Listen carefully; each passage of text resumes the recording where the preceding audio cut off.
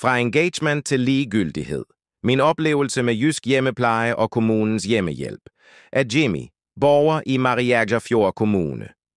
Efter en lang og udmattende kamp med sygdom, svigt fra systemet og en konstant strøm af modgang, modtog jeg for nylig en midlertidig bevilling fra Mariagerfjord Kommune til praktisk hjælp i hjemmet, nærmere bestemt støvsugning og gulvvask hver anden uge.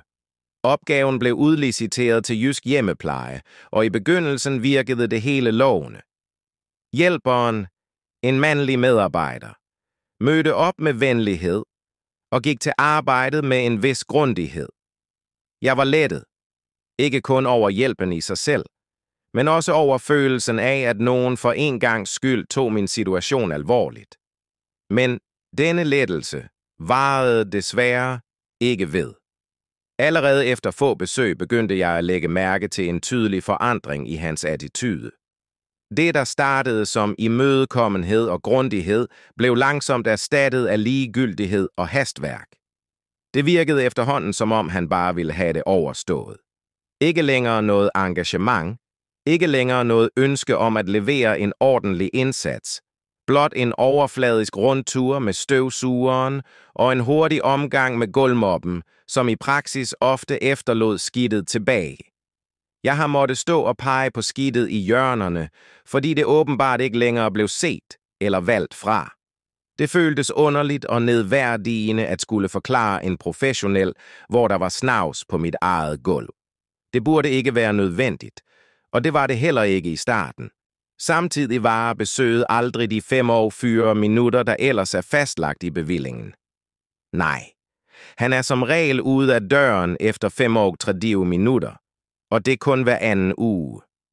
Det lyder måske som en lille ting, men i min situation, hvor alt energi og overskud er presset til det yderste, er hver eneste hjælpende hånd og hvert minut af den støtte, jeg har fået bevillet, dyrebar.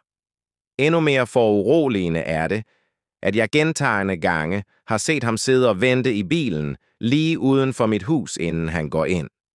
Bilen er strategisk placeret, så jeg ikke kan se ham fra huset, før jeg går ud med affald. Det virker planlagt, som om han ikke har lyst til at blive set. Hvorfor? Hvad foregår der? Jeg har aldrig talt dårligt til ham. Tværtimod. Jeg har altid mødt ham med respekt og venlighed, som jeg altid gør, så længe folk viser mig det samme. Jeg kan ikke se, at noget, jeg har sagt eller gjort, skulle give anledning til hans ændrede adfærd. Det ligner desværre igen det samme mønster, jeg har oplevet alt for mange gange før. Nogen har talt bag min ryg, nogen har plantet mistro, og endnu en person har valgt at tro på det, uden selv at tage ansvar for, hvordan jeg faktisk er. Jeg er træt af at blive mødt med skepsis, ligegyldighed og fordømmelse, når jeg ikke har gjort andet end at kæmpe for at overleve, fysisk, psykisk og økonomisk. Og når jeg endelig får den mindste støtte, skal jeg åbenbart også finde mig i, at kvaliteten daler. Tiden bliver stjålet, og jeg bliver talt ned til mellem linjerne, som om jeg er mindre værd. Jysk Hjemmepleje har et ansvar. De har et ansvar over for deres klienter, over for kommunens bevillinger og over for den værdighed, som alle borgere har ret til. Især dem, der er afhængige af hjælp udefra. Jeg ønsker ikke at blive behandlet som en byrde. Jeg ønsker bare at blive behandlet med samme respekt, som jeg viser andre. Når man har lidt under sygdom, mistillid og uretfærdighed i årevis, så betyder selv små ting, som 10 minutter stjålet eller en mobbe ført uden reelt formål, meget. Og for mig er det her ikke bare en dårlig oplevelse. Det er endnu et hak i stolpen, der viser, hvordan systemet og dets folk svigter de mennesker, de er sat i verden for at hjælpe. Jeg håber, dette bliver læst og taget til efterretning, for næste gang er det måske dig, der står og peger på støvet i hjørnet og undrer dig over, hvorfor hjælpen pludselig føles mere som en pligt end en støtte.